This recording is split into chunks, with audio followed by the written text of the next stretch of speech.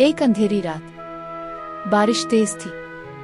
एक लड़का सड़क के किनारे नंगे पांव दौड़ रहा था, हाथ में एक खत, दिल में एक राज, और पीछे मौत ताकुब में थी। अगर वो खत वक्त पर ना पहुंचा तो दोस्ती मर जाएगी। आदिल और साद बचपन के दोस्त थे। आदिल एक दरमियाने तबके से ताल्लुक रखता था, जबकि साद रईस घराने का चश्म और चिराग था।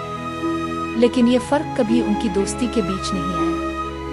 दोस्त वो नहीं जो सिर्फ हंसी में साथ हो, दोस्त वो है जो अंधेरे में रोशनी बने। आदिल हमेशा साद को संभालता, इसकी गलतियों पर पर्दा डालता और सही रास्ते पर लाने की कोशिश करता। एक दिन साद ने अपनी कजिन नबीला के लिए एक बड़ी तकरीब रखी, जहां आदिल ने इसे एक बड़ी गलती से रोक दिया। साद नाराज हो गया। तुम कौन होते हो मुझे समझाने वाले?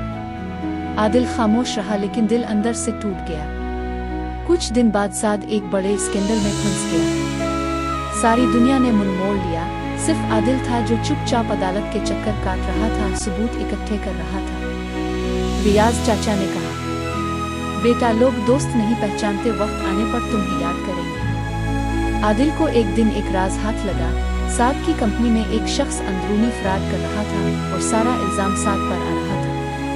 आदिल ने वो राज एक खत में लिखा और खुद जाकर इस फराडी को बेनकाब किया। मगर बदकिस्मती से इस रात साद का एक्सीडेंट हो गया। वो कोमा में चला गया।